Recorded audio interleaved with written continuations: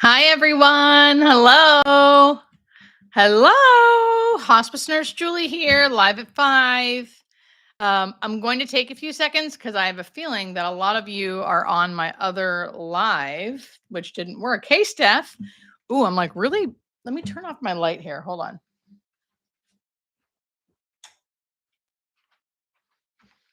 I look blown out, very bright against this white wall. Am I right? Hey, everybody, come on in. I'm Hospice Nurse Julie, in case you don't know. Hello, precious. I'm trying to put a light on here too to see if that helps.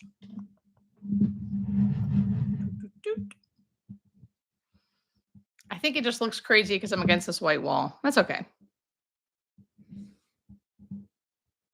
Welcome, everyone. Come on in. Hi, welcome.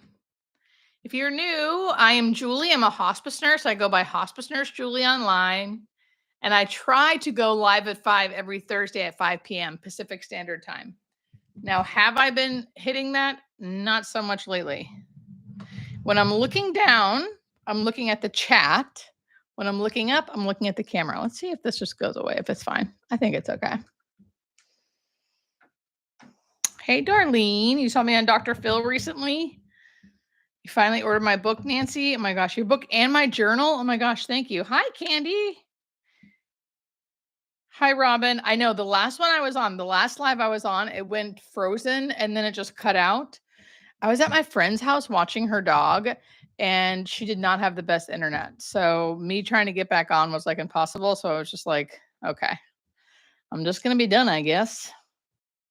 But yes, I do really try to go live at 5 every Thursday at 5 p.m. Pacific Standard Time. Did I lose weight? Girl, you know what? Denise, I think I did lose weight, but it's because I've been really, really sick with migraines the past 2 weeks. So it doesn't happen all the time where I'm like that sick, but I was that sick this time. So I think I lost weight. I think I lost weight. Come on in, everybody. Ooh, twin Katie is going back to school to be a nurse. That's amazing. You will be awesome. It's never too late to go back to school, people. Okay. Hi, Julie. Nurse Amy. Brand new hospice nurse here this week. Oh my God. After 8 years of being in the ER. Oh, girl, you're going to be so amazing. And remember, everybody, if I'm looking down, it's because I'm looking at the chat. When I answer questions, I'll try to look up. If you have dire questions you really want me to answer, try to write them in all caps and just keep writing over and over again. And I'll be here for the next hour. Now, in the bottom right part of your screen, you should see a heart. And like it'll be like a smiley face and like different things. I think if you like hit that a bunch, that helps my live. So if you can do that for me, that'd be amazing. And thank you, Bonnie. Thank you to everybody saying, thank you. Oh, someone mentions me in their IHSS course. That's amazing. Maria's taking care of her mom. Thank you for doing that.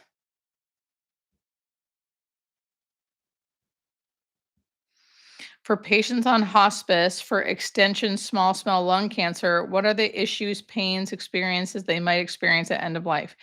Robin, so for small cell lung cancer, I mean, the main thing I think I normally see is shortness of breath. Honestly, the lung cancers I have seen, any type of lung cancer I have seen, it doesn't like fully stick out in my head, which tells me that it's pretty typical or like nothing abnormal as far as like what I see as a hospice nurse, right? So you're always going to see debility, meaning like they can't do the things they normally would do. So they're going to get eventually be bedbound eventually. I don't remember there being a lot of pain, but probably some pain and some shortness of breath. Those are the main 2 symptoms, but nothing about that disease like really sticks out to me, which tells me that although it's still hard and they still do die eventually, right? Because we're on hospice here, it's end of life. It doesn't stick out as being something like there's tons of symptoms or something that really stands out.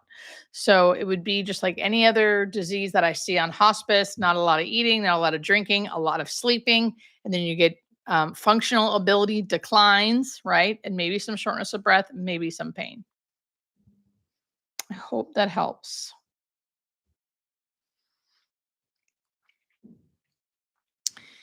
Thank you, Michael Sanders. Should assisted suicide be legal for anything?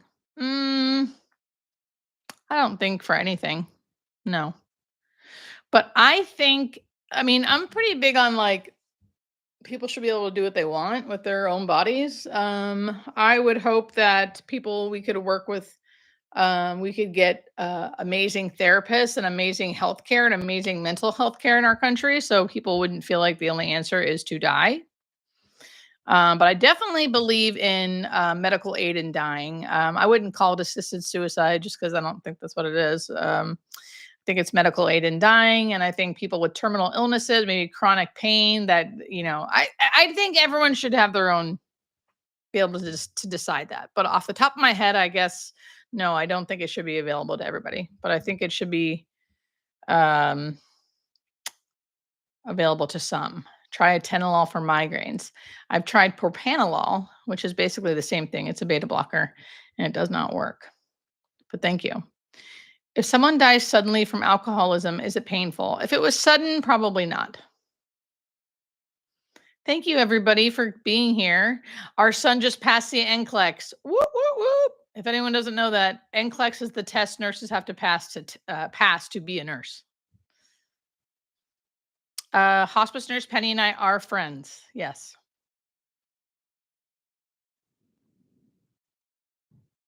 Thank you to everybody saying thank you. Welcome, everyone. Come on in. I just started the live 6, 7 minutes ago.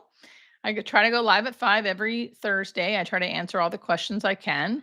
Do you know if all patients begin to lose blood oxygen and have a higher CO2? In the actively dying phase, yes. In the actively dying phase is the last phase of life when people are unconscious. And the reason why people are unconscious and have changes in breathing is likely because of their blood oxygen level. We have a specific blood gas and coming from our arterial blood that keeps like steady throughout our whole life. We have a certain pH, we have a certain O2, we have a certain CO2 in this blood, in this arterial blood, which is the oxygenated blood. As we're dying, we're not breathing as much, we're not getting as much oxygen. It starts metabolically changing, which changes our breathing, um, which is why you see the changes in breathing at the end of life. But people do not feel like they are suffocating because it's a very slow burn, and they're unconscious. Julie, how are you feeling? Thanks for advocating for us folks with chronic health issues. Oh my God, tell me about it. I've been feeling okay the last 3 days. I gotta tell you. I've been feeling good the last 3 days. So thank you for asking. And of course, I know a lot of people with migraines know what I mean when I say I just suddenly start feeling better. I don't know. You know what I mean? It's like one for 2 weeks, I'm in severe pain. Like I don't feel like myself. I can't eat, I can't drink, I can't do anything. I'm barely hanging on by a thread. And then all of a sudden, poof, it just goes away, which makes me feel like it probably is hormones. When a person sleeps a lot, does that mean the body is preparing to transition? If they are very, very elderly or terminally ill, likely yes. Likely yes. That doesn't mean they're going to be dying anytime soon, but anyone at the end of life will always sleep a lot more. How common is aggression at the end of life with someone with melanoma and brain mets? I would say it's common. Anything with brain mets, which means cancer moving to the brain, agitation, and I don't know about aggression, but I guess agitation could be aggression. So agitation, acting differently, seizures. There's a lot of stuff going on there. Then they're usually on high dose steroids because it helps decrease inflammation. High dose steroids can cause aggression, but they're pretty needed. So it's like you have to weigh risk versus benefit. I would say it's common. Mets to the brain is difficult. I believe my mother died experiencing hysteria, severe anxiety. I've been haunted. She was aware of what she was experiencing. Calling out to her mother was terrible. Hospice nurse refused to come. Darlene. Darlene, I'm very sorry. It's so hard for me to know without being there, without knowing the diagnosis.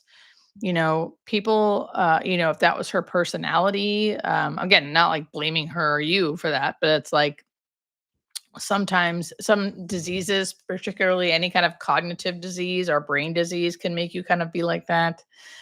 But they definitely should have managed the anxiety. Now, calling out to her mother is okay, I think, and normal. But yeah, you want them to be comfortable at least, not being anxious.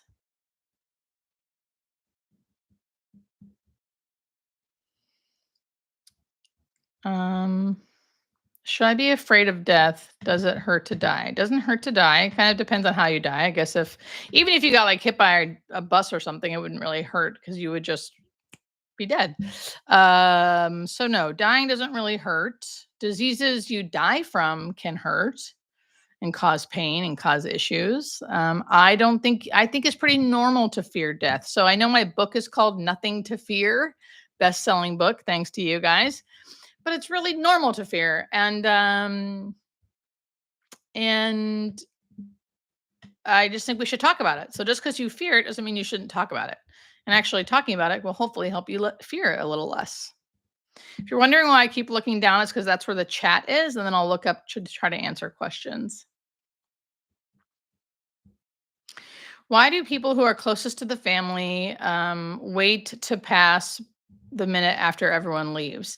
That doesn't happen all the time, but that could happen. And we don't know why it happens. It's a phenomena that happens, and a lot of times it has to do with the person's personality. So if the person um, is really prideful, and not in a bad way, but like prideful, private, doesn't want people to see them like that, they might, or doesn't think their family members could handle it, they might wait. Um,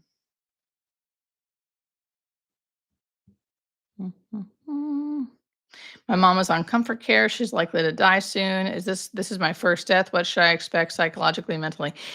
Stacy, only because there's so much to go into. I would go into watching my videos about like what it looks like when someone's actively dying.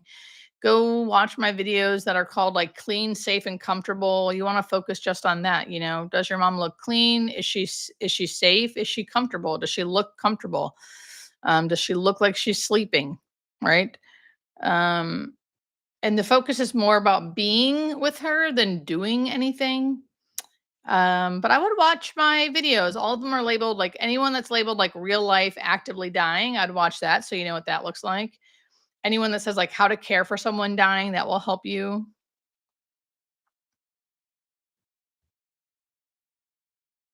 Just trying to go through the questions here. Don't mind me, folks. I'm kind of backlogged. If I haven't answered your question yet, please just continue to try to ask.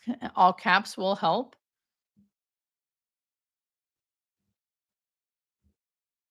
I've had people say they see heaven. Yes. Hi, Andrea. Welcome.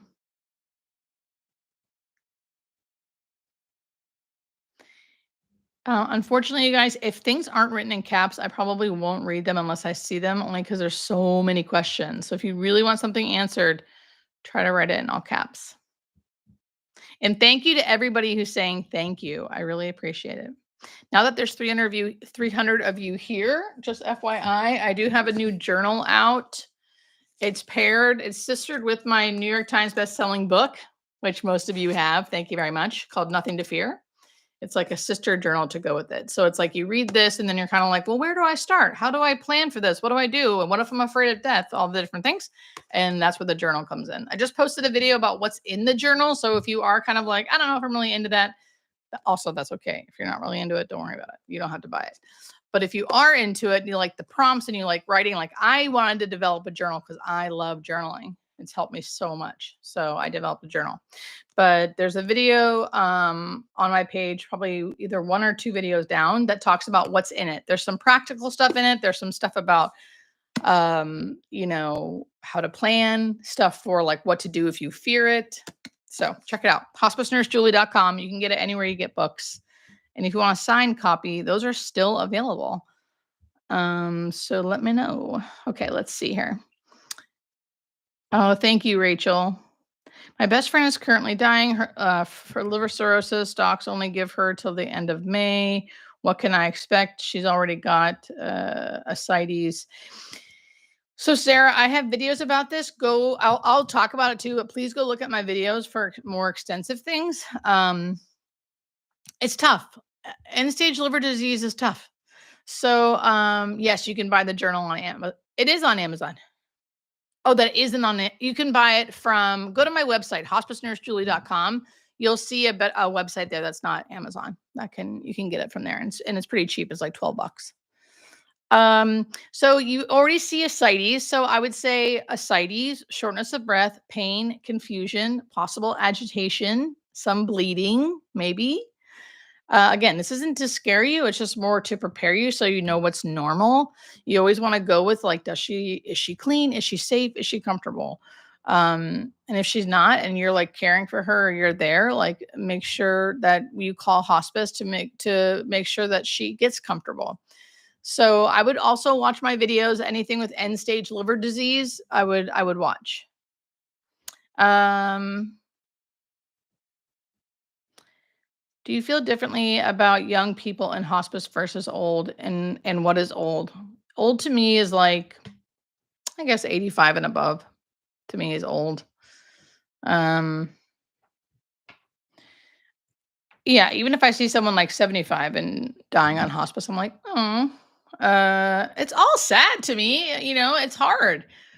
I don't feel differently though. I mean, it's harder, it's more sad, I guess. It is more sad when someone young is dying and they have young children and they really don't want to go. And a lot of times the diseases you're dying from when you're younger are more complicated. So it can be harder. But I still feel like if you're going to die, which all of us are, dying on hospice is the way to do it. I really believe that.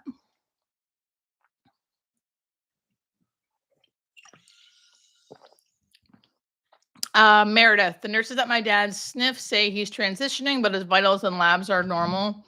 What are they seeing? So I wouldn't actually go off labs or vitals. Many people's labs and vitals will be normal until they die. Um, but sorry, I was reading another comment. Um, what they're probably seeing is him sleeping a lot and not eating and drinking. If your dad is sleeping like 22 hours a day and like not eating at all, they could be seeing that. But it's hard. I don't know what your dad's like quote unquote terminal diagnosis is. A lot of people with dementia or some kind of like or Alzheimer's disease can really look like they're going downhill and then they end up bouncing back. So it's hard to know. I mean, I think you can have normal labs and normal vitals and still be dying. Maybe not right away, maybe not actively dying, but transitioning. They're probably just looking at how much he's eating and how much he's sleeping. But you can ask them. You can ask them that. What are they seeing? If anyone has questions that I'm not answering, please ask in all caps. Why would my aunt want my dad, his sister want his brother to be there?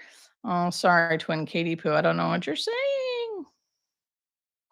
Do you like working with death doulas? Are they helpful? I don't actually work with many death doulas for some reason. I think they'd be very helpful. However, I think it's tough because most families, what they need is someone to do the custodial care, like someone to change the person, give the person meds, dress the person, bathe the person. Hospice doesn't provide that. They do kind of, but not like 24 hours a day. So if the family needs that, a lot of them had to pay out of pocket. So that's a lot of money right there. And then on top of that, if you add a death doula, that's even more money out of pocket. And most death doulas, not all, but most death doulas don't do like hands-on care in the sense of like changing and doing things like that. So I wish hospice would pay for death doulas. What are you drinking? Oh my gosh, I'm drinking Topo Chico.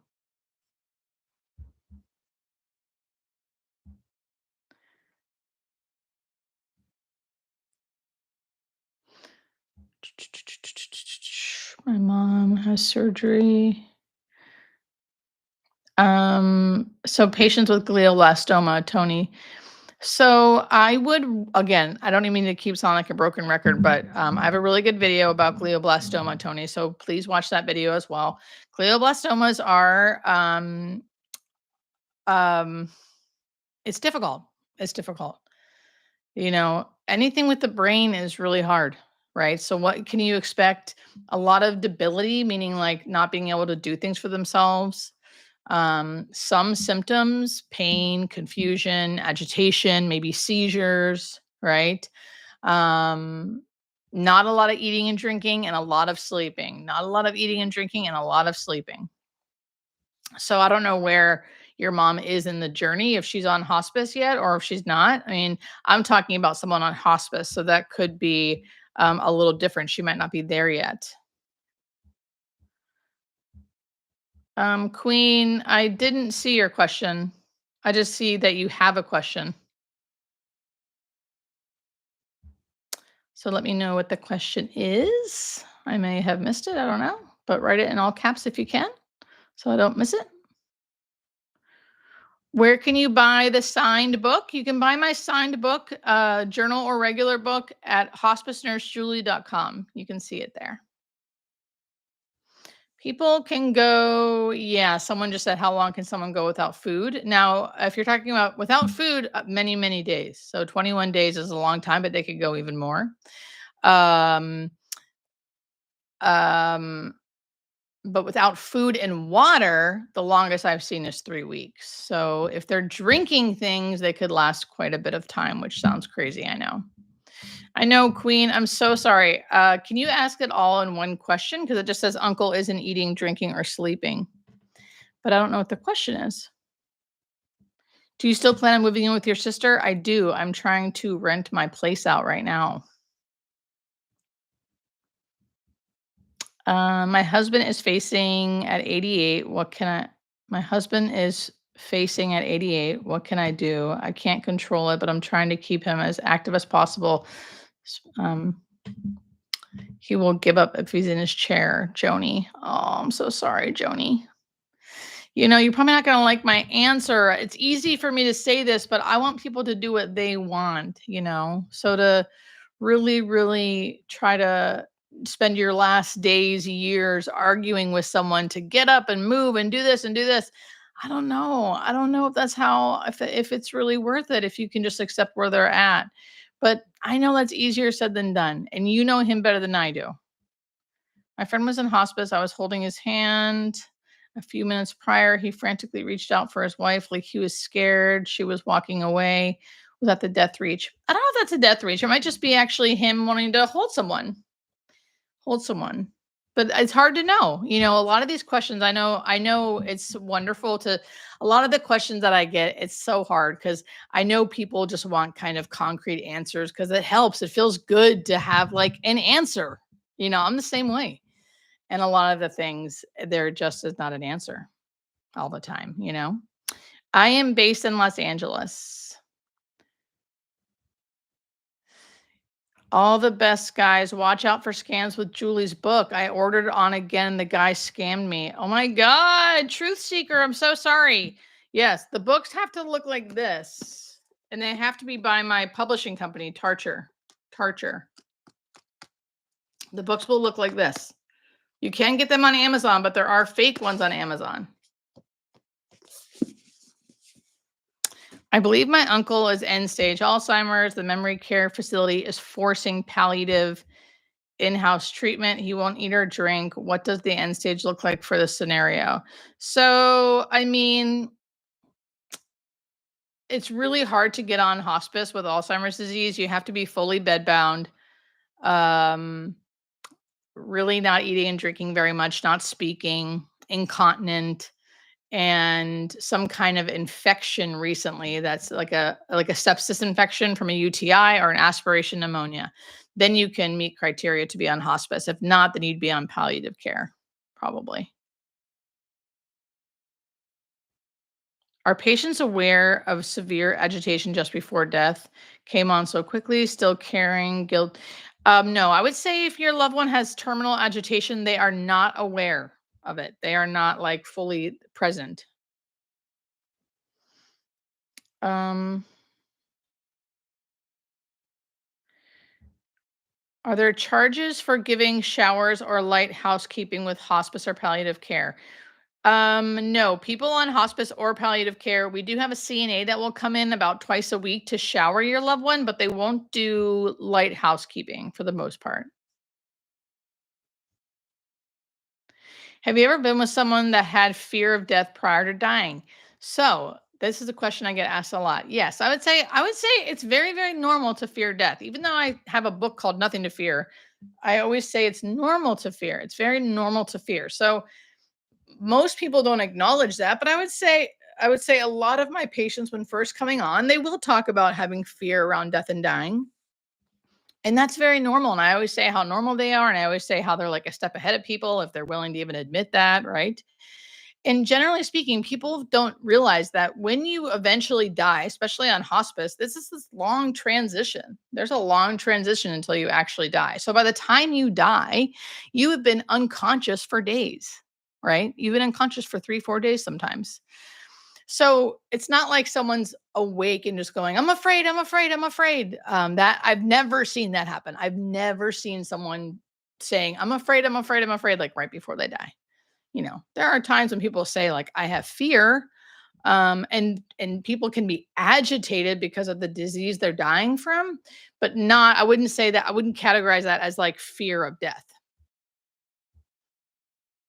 For everyone asking, this is a really big question. What's the difference between hospice and palliative care? It's kind of a long-winded. I think it'll bore. It's kind of like a boring it's not like a bad question. It's a great question, but it's like a boring answer. So I never like to do it on my lives. I have a video about that. So just go to my page and look for what's the difference between hospice and palliative care.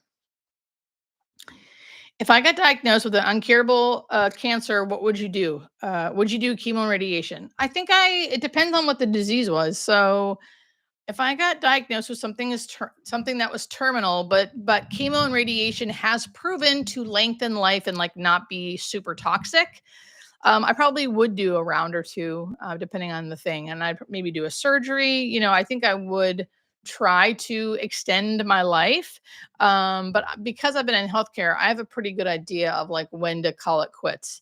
So I would go on hospice and definitely die on hospice. Yes, people who are dying uh, can hear.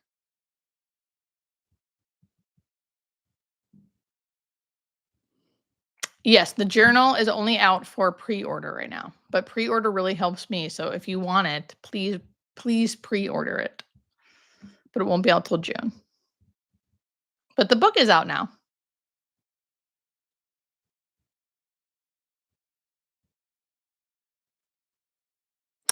So Nathan, with the Medicare Medicaid question, I mean Medicare pays for hospice. So it could be an issue if they start cutting back a lot on Medicare, not Medicaid. From my understanding, Medicaid is different than Medicare.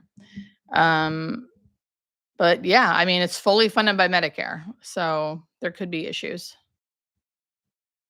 I haven't seen anything yet, but there could be. Agitation is not necessarily from anxiety. No, people who it could be, but it's not necessarily definitely from agitation or from anxiety. It can be terminal agitation. We don't necessarily know why it happens. And a lot of it has to do with the disease process. Sometimes ammonia levels can rise in your brain, cause you to be confused. So there's different things that chemically could be happening in your body to make you agitated. What would you say to someone who says people die sooner because high doses of pain medication? I would say that's incorrect. It's a very common misconception. In order to actually die from an overdose of pain medication, you have to be given enough to cause respiratory arrest. We are not giving that much pain medication in hospice to do that. People who are on hospice are receiving pain meds because they are dying. They are not dying because they're receiving pain meds. So there's been a study to prove that people dying on hospice who are given morphine versus those who weren't. I'm not sure how they did it this ethically, but I just read the article. People on hospice, people did not die sooner who were given morphine. They were just dying more peaceful. So we have to remember that dying is inevitable. And if someone's in pain dying, we have to give pain meds. So it's not because we're giving pain meds that they're dying. And really, they're likely not dying any sooner. Now, there are certain circumstances, I will say, when we like palliatively sedate someone, where probably are dying sooner. But um, by that point, it's usually like maybe a day sooner, maybe a few hours sooner, and all of those. And what's more important, their comfort, or that they live an extra day in pain, right? So I know Jules. Jules is very exhausted because she's caring for her dad, who is very demanding. And you feel guilty. I know. I'm so sorry, honey. It's so hard. There's not really an answer except for if you have. I mean, that's what's so frustrating about my job, is that there's not always an answer. You have to ask for help from your community around you, people around you. You have to set boundaries with your dad, and if you and don't feel guilty about it. Um, Ask for help from your healthcare if they can give it to you, which they probably can't, which is so annoying. And use any extra money you have to pay for caregivers, which is horrific. I don't think that's an answer, but that's like the only answers I can give. It's so hard. My mom is extensive brain mets. She's more likely to, is she more likely to suffer from the brain mets or lung tumors? And our experience is different from each. Yeah, everyone's experience will be different. And I think I wouldn't say suffer. I would say she'd have more symptoms, which could cause suffering from the brain mets. Um, Hi, Julie. I'm on Suboxone. What pain meds will I receive? It's hard to know. We maybe possibly get you off Suboxone, so we could just give you all different types of pain meds. So it depends. If you're on hospice anyway. If you're not on hospice, different story. But if you're on hospice, we'd probably try to take you off Suboxone and give you other pain meds. Please, my mom was not given chance for hospice, had pneumonia.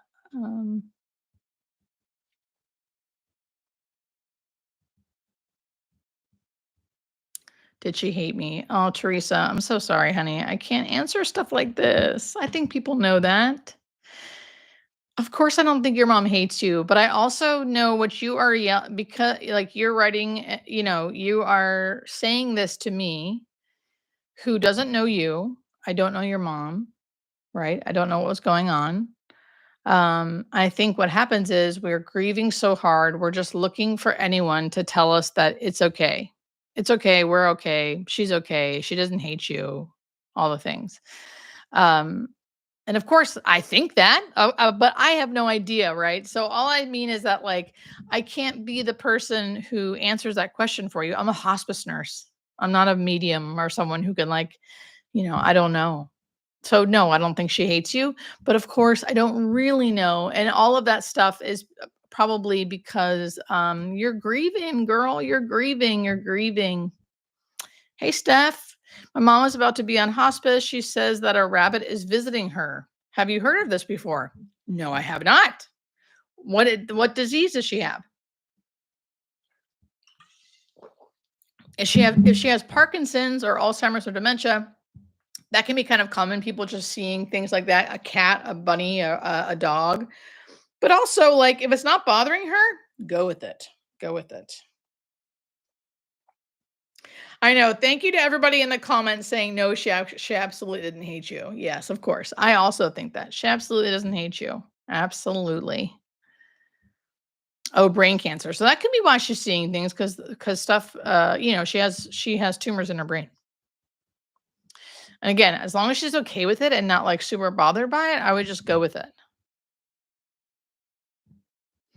What do you feel your life finding joy? What I fill my life with is a lot of service. I'm involved in a 12-step program that is amazing and wonderful, and I love it. I fill a lot of my time with being of service to others in that program, talking to my higher power, praying, meditating, being outside, being with my sister. Appreciating the little things, you know? How can I get onto hospice care if they have an unknown diagnosis? Yeah. Are there common signs of decline no matter the disease? It's pretty hard to get on hospice without a terminal diagnosis. You'd have to prove some kind of off. It'd be hard to get on. You'd have to show that you have like a low albumin level or something, your malnutrition. You have to prove to Medicare basically that you're going to die in 6 months. And without a terminal diagnosis, it'd be really hard to prove that. So you would need to show signs of like malnutrition, um, signs of like, yeah, they would probably, that would be like the biggest one, signs of malnutrition. Yeah. Hospice care has been around, I mean, longer than the 80s, but it's been like getting well established since the 80s. And technically, hospice started in the UK. And then we started it over here, 70s and 80s. Medicare was not in charge of it yet. So they were like bare bones. And then it was like a double-edged sword when Medicare started funding it, because yay, we have things, Medicare's funding this, but also like now there's a bunch of regulations. And then over the years there's a bunch of Medicare fraud through hospice companies, which is horrendous. So now Medicare really monitors it and is really strict about what we can and cannot do. So hey, Jeff, welcome. Welcome to our newest member of Compassion Companions, Jeff. Thank you. Welcome, everybody. Come on in. I'm a hospice nurse, Julie. In case you don't know, I go live at 5 every Thursday, or at least I try, Pacific Standard Time. If you want me to read your question, try to write it in all caps if you can. Do you believe the soul chooses when to leave? I do believe some souls choose when to leave sometimes. Why is there an excess of phlegm saliva? At the end of life, that's because we all have a bunch of saliva in our mouth all the time, and our brain's just unconsciously swallowing it, like so. And at the end of life, that stops happening, so it collects in the back of the throat. It's not painful or harmful to your loved one, but it sounds really bad. Hence, why they have a gurgling noise. But that gurgling noise is not them like choking on anything. Do you think it's more moral to allow someone the chance to choose to die? I would like a death day for myself when my life becomes a burden to others. What do you think about this argument? I think that's great, Tony. I think that's great. I mean, I know we talked earlier about like, should anyone just be able to do medical aid in dying? I mean, it's just a slippery slope, right? And if the government's providing it for you, you have to have the federal government to approve that. And I think that's hard to do. I don't think it's wrong to try to get that. I think medical aid in dying should be for everybody, and I think it should be not as strict. Not as strict. I once had a patient who was 100 and some years old, who finally got the medical aid in dying, even though he didn't really have something. Oh no, I think he did end up getting something terminal, like some kind of cancer, like really early on. So he finally qualified for it. And because I live in California where you can get medical aid in dying. And he drank that drink so quick. I've seen others do it where it's like a little more dramatic, a little more like, okay, here it goes. But this 100-year-old guy was just like, boom, boom. Like he was ready to go. His kids were in their 80s. He was over it. So I think I get it. Not everyone has to live to 100, but I get it. When you get to a certain age, you're like, I don't want to do this anymore. Death with dignity costs anywhere from $4,000 to $5,000. Some insurances will cover it, but hospice will not cover it. You have to get it before you go on hospice. Are you live on TikTok? No, I'm not live on TikTok tonight. No, just here. My mom was just diagnosed with the 50-cent piece aneurysm. Hasn't eaten or drinking anything since Saturday. She's on comfort care. Realistically, if she truly stops eating and drinking, depending on how old she is, I'm not sure how old she is. If she's very elderly, in her 80s, I would say a week to 10 days because of the not eating and drinking. If she starts eating and drinking, she can live longer. So I know it's like so annoying to keep being like, it's really hard to know, but it is really hard to know. It is really hard to know. But if she truly doesn't eat or drink, she will die from that. And from amongst other things, but like, and it could probably take, 7 to 10 days. People do receive mental health meds on hospice. Yes, that's a great question. Someone just paid me money. Thank you, Bella. And Sharon's a new member of the Compassionate Companions. Thank you, guys. Oh, I know. Tons of money out of pockets. Are hospice nurses required to be vaccinated? I don't know because I am okay with vaccinations, so I just did it. I think all nurses are, but I could be wrong. My husband's late stage dementia, bedbound, palliative care at home. He is constantly asking for help because he has a sense of falling and afraid. Oh, I'm so sorry. How can I help him? Trisha, you're not going to like my answer. My answer is very much like it's so hard to know how to help that specific thing. If you don't already, Trisha, this is what I recommend you do. I would recommend you look on YouTube, look on Instagram or Facebook, wherever you get like your social media, which I know is like so annoying because social media is very annoying. But you can look up, you can find like dementia, dementia groups of people who are basically doing what you're doing, right? You're the caregiver to your husband. There's whole groups with like 50,000 people in them. And you can just Google it, you can just search it on Facebook, search it on Instagram, search it on YouTube. You can find different YouTube pages. I would try the Facebook groups first and ask that question in there because a lot of people will have good things to say, good tips and tricks. The only thing I would say is stuff about medication, which very well, sometimes works and sometimes doesn't. So I'm sure you already have, but I would talk to your doctor again about, listen, it feels like he's falling. He's always screaming for help. We need to help him. Like, what can we do? Again, I know that you probably already have done that and they haven't helped you, which can make you feel really helpless. So these groups sometimes can help you a little bit knowing what's worked for other people because that's a common thing with that disease. People yelling out stuff, help, or ow. I had a patient once. I go, ow, ow, and then you'd say, oh my, are you okay? What's wrong? Am I hurting you? Are you in pain? And they go, no. And then you leave and they go, ow, ow, ow, ow. And then you go back, are you in pain? What's wrong? Do you have pain? No. Right. So it's hard. You don't want to treat them for pain if they are saying no to pain. Right. So I just want to normalize how hard it is because I'm sure you have days when you're like, how is anyone doing this?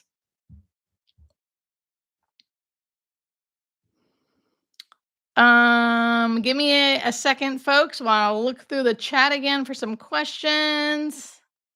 Can someone dying still be able to walk around and then just die? Or are they almost always bedbound? They almost always are bedbound. They almost always take the general like decline, right? But every once in a while, people surprise me and they don't. And they just are walking around and then that night they die. So, but that's the surprise. That's not always. That's not always. Thank you, Teresa. I'm not sure if you're still here. I've been caregiving for many years. My husband has early stage dementia. I've read your book and loved it. Oh, I love hospice. I volunteered for hospice for 2 years. Loved it. Love your videos. Sharon. Thank you, Sharon. Thank you for all you do.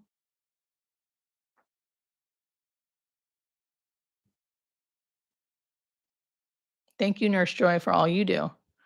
I'm just reading through the comments here. Thank you to everybody saying thank you. Thank you to everybody saying thank you.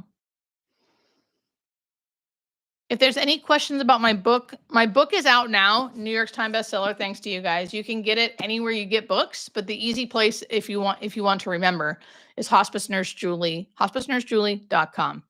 I don't make more money or anything if you buy it from there than anywhere else. It doesn't matter. But for people who are asking, you can get my book now. You can get it there. And my journal, you can pre-order if you love me and you want to get the journal because that helps me for people who pre-order. And you can get signed copies too. Again, look out for scammers. If it doesn't look like this and from the publisher Tarcher, I should know. It's not the right one. What can I say or do for my good friend? This is his wife on hospice dying of cancer. I'm not close. You're not close by. They're youngish. Oof. So hard. So hard. I don't know how close you are.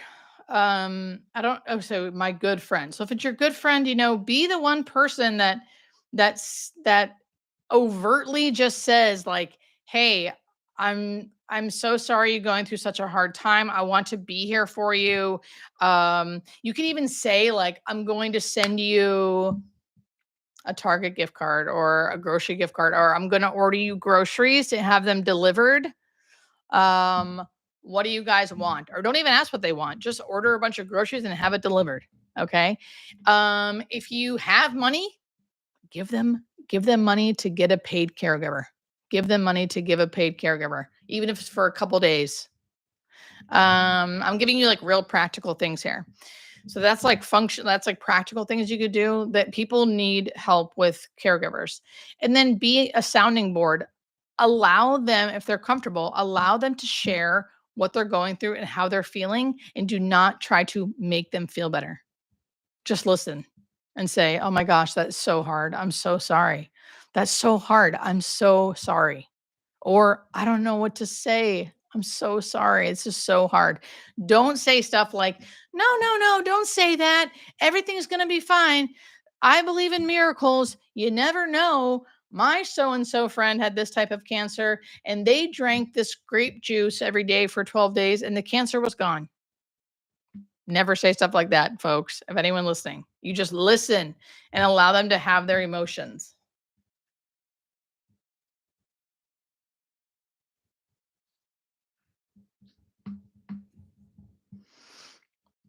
Welcome, everybody. Someone just gave me $20, I think, but I can't see who. Oh, Tina, thank you. You're an angel. It takes a special person. Oh, takes a special. Thank you so much, Tina. And thank you for giving me money. You don't have to do that. I really appreciate it. I'm always so surprised when anyone gives me money. I appreciate it so much.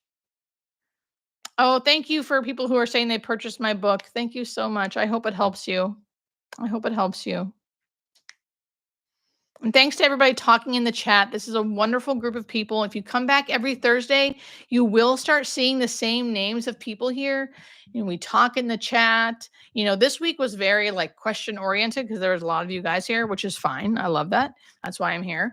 But it is a community. So all of you caregivers out there that are feeling overwhelmed or feel like you don't have a space to be, you have a space to be here at least every Thursday, 5 p.m. Pacific Standard Time. Okay. And you can vent in the chat and people in the chat will vent back to you. You can ask me more questions. If I can answer them, I will. Sometimes you just need someone to hear you. Like Julie, when Julie was like, "I am so overwhelmed. My dad is so demanding. I need help." Even though we can't physically go help her, right? I feel like it helps just saying that and other people going, "Me too, me too, me too." So please, keep coming back. Keep coming back here. I think we really all need community.